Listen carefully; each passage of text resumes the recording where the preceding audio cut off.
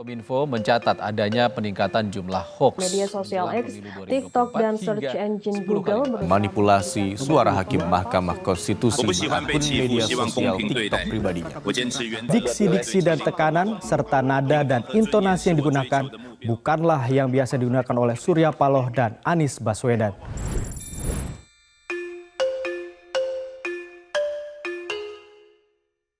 Zaman yang serba digital memudahkan pada setiap akses informasi yang kita inginkan. Namun, tak semua informasi dapat diketahui kebenarannya. Tantangan untuk membedakan antara informasi yang autentik dan hoax menjadi semakin kompleks. Kondisi ini diperparah oleh kecenderungan sebagian warga Indonesia yang masih terbiasa menerima informasi tanpa mengkritisi atau memverifikasi sumbernya terlebih dahulu. Penyebaran berita hoax menimbulkan ancaman serius terhadap persatuan dan kesatuan bangsa, memecah belah masyarakat, dan berpotensi memicu konflik dan ketegangan antar kelompok. Tak hanya itu, berita hoax juga dapat menimbulkan keraguan dan kebingungan di kalangan masyarakat, serta dimanfaatkan oleh pihak-pihak tertentu untuk menyebarkan fitnah dan kebencian. Motif dibalik penyebaran berita hoax ini sangatlah beragam, mulai dari tindakan iseng hingga tindakan yang bertujuan merusak reputasi seseorang atau kelompok tertentu. Dalam beberapa kasus, berita hoax dapat digunakan sebagai alat untuk menciptakan ketegangan politik atau sosial yang serius. Seperti baru-baru ini, maraknya pemberitaan palsu muncul di tengah pencalonan dan pemilihan presiden dan wakil presiden 2024 di media sosial, di mana ada konten yang membuat pemberitaan tidak benar tentang pemilu, fitnah, dan adu domba terhadap kandidat politik. Kasus lain yang sering ditemui di sekitar kita adalah penyebaran pesan WhatsApp yang tampaknya tidak berbahaya berisi citasi paket ternyata merupakan virus yang dirancang untuk mencuri data pribadi. Kejadian ini menunjukkan betapa pentingnya kesadaran dan kehati-hatian dalam mengelola informasi digital.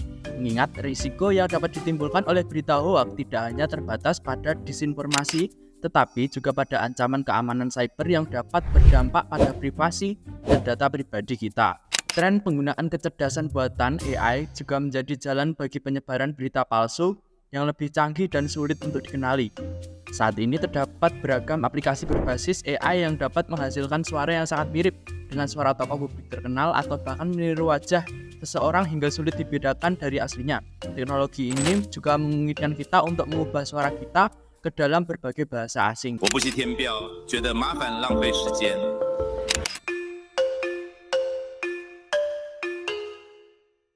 Berita hoax itu setauku, sejauh yang aku ketahui, berita hoax itu berita yang tidak bisa dipastikan kebenarannya. Lebih tepatnya berita salah, berita bahasa kasarnya berita bohong kali ya.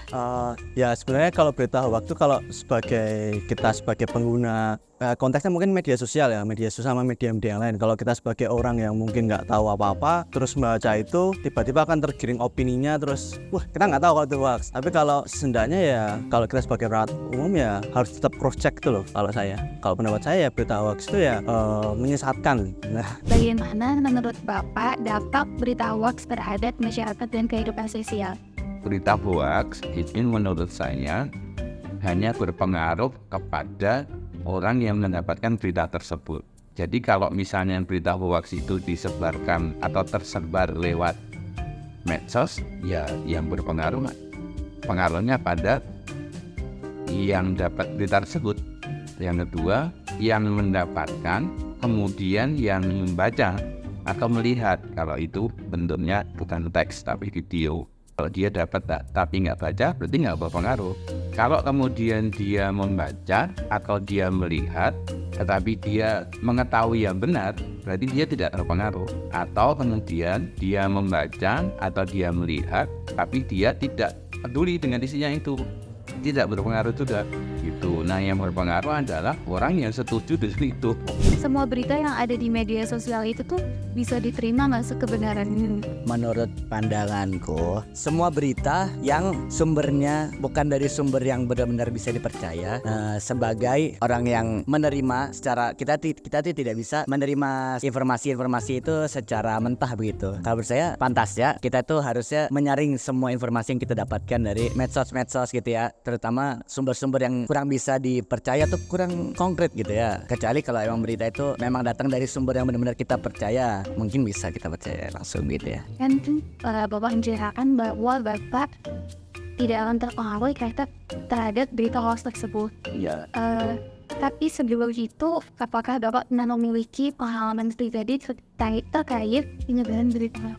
Baru saja kemarin saya dalam satu pekan itu ketika di grup orang-orang tua begitu kan biasa, dan saya yang kemudian mengecekkan kemudian menyampaikan kalau dicek itu beritanya salah. Kalau pengalaman secara pribadi sendiri secara langsung itu sebenarnya tidak.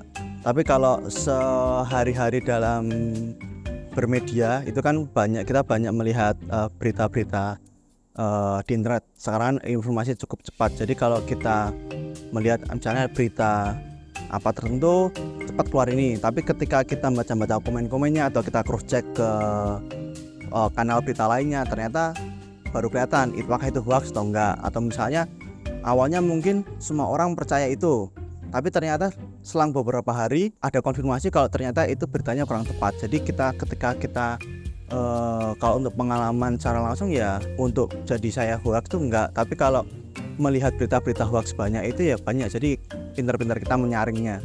Saya terbiasa kalau misalkan saya nonton media sosial kayak TikTok lah ya gitu ya, saya orangnya nggak mudah percaya ya, kayak terutama kalau medianya kayak orang yang kayak soto-soto biasanya di TikTok. Aduh, kayak saya harus klarifikasi banget nih, emang iya nih kok kayak meragukan orangnya nih, kayak gitu saya harus cek and recheck. Kalau misalkan ternyata hoax kan, nah bener nih hoax kayak gitu. Jadi insya Allah aman lah. Untuk penyebaran berita hoax itu ada yang menggunakan AI, deepfake, jadi kayak meniru wajah ataupun perilaku orang lain.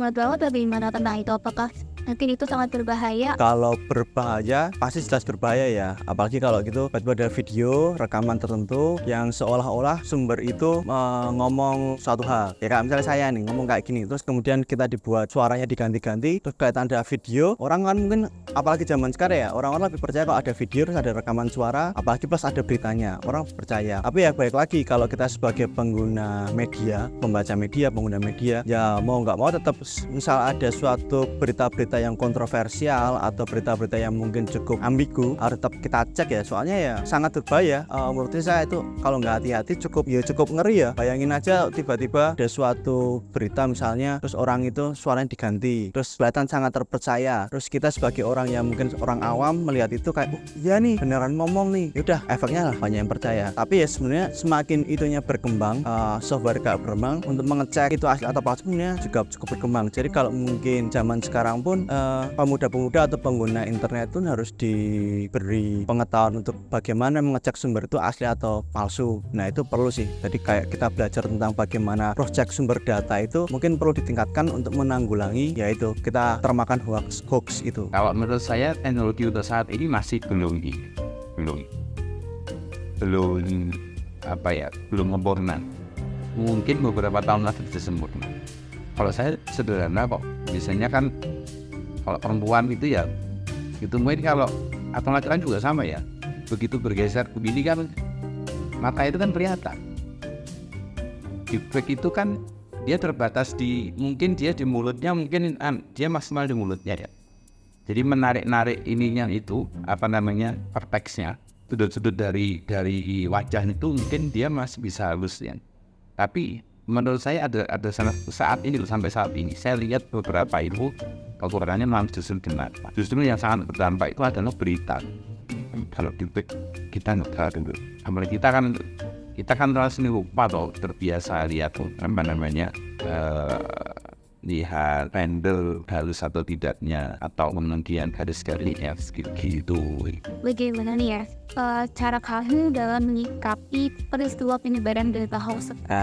Cara untuk menyikapinya, yang namanya persebaran berita hoax itu kan dengan perkembangan zaman dan media sosial itu sesuatu yang tidak bisa dihindari sama sekali ya. Pasti akan bertemu suatu saat. Caranya adalah kita dengan bijaksana dalam memilah, tidak menelan segala yang kita dengar dari media sosial itu mentah-mentah, terutama kalau jelas-jelas sumbernya itu orang random yang nggak jelas asal usulnya, bukan ya kayak orang asal berspekulasi aja. Ya sudah jelas kita utamanya kita harus mencari kebenarannya terlebih dahulu, begitu. Oh, tentu jelas dari segala sisi itu adalah penyimpangan. Kayak contoh nih ya, kemanusiaan yang adil dan beradab. Astagfirullah, waksi tidak beradab ya. Kacau deh. Namanya memberikan berita bohong itu, namanya berbohong itu kan jelas tidak baik ya. Tidak beradab. Ini memecah belah umat, jelas tidak boleh, terutama hoak yang sifatnya mencemari nama baik publik ya, nama baik seseorang di hadapan publik ya. Itu jelas sangat bertentangan ya kalau menurut saya. Misalkan Mas Fadil menyebar hoak tentang saya, ini memecah belah ini sivitas FSRD, jelas tidak boleh, begitu menurut saya. Terus, kenapa orang mudah percaya dengan berita hoaks yang tidak diketahui kebenarannya dan sumber yang benar? Hal tersebut dikarenakan minimnya kesadaran masyarakat untuk cross-check setiap berita yang didapat dan gampang percaya. Pancasila memegang peranan penting dalam menangkal penyebaran informasi palsu dengan menekankan pada nilai-nilai persatuan dan toleransi. Berlandaskan pada prinsip-prinsip ini, diharapkan masyarakat menjadi lebih waspada dan kritis terhadap informasi yang beredar, sehingga tidak gampang terpengaruh oleh berita yang tidak benar. Pancasila juga menekankan pada pentingnya kesatuan bangsa, mendorong warga negara untuk bersatu padu melawan informasi yang menyesatkan yang berpotensi merusak kesatuan sosial. Pancasila tidak hanya berfungsi sebagai landasan hukum dan moral, tetapi juga sebagai panduan yang tangguh dalam menghadapi tantangan penyebaran informasi palsu. Dengan menerapkan nilai-nilai Pancasila dalam kehidupan sehari-hari, dapat meningkatkan kebijaksanaan masyarakat dalam menanggapi informasi dan memperkokoh kesatuan bangsa dalam menghadapi berita palsu. Oleh karena itu, masyarakat dan pemerintah perlu bekerjasama dalam mencegah dan menanggulangi persebaran berita palsu, termasuk penegakan hukum dan edukasi publik. Salah satu upaya yang sudah dilakukan untuk mengatasi penyebaran berita hoaks yaitu pemerintah Provinsi Jawa Barat melalui Dinas Komunikasi dan Informatika membentuk unit kerja bernama Jabar Sabar Hoaks, yaitu sebagai lembaga yang bertugas memverifikasi berita. Lembaga ini rutin dalam setiap minggu memberitakan mana berita hoaks dan mana yang bukan, serta mengajak semua masyarakat Jawa Barat untuk berpartisipasi menangkal hoaks. Yuk jangan mudah termakan berita hoaks dan lebih aware terhadap setiap berita yang kita terima dari dunia maya maupun dunia nyata. Bye-bye!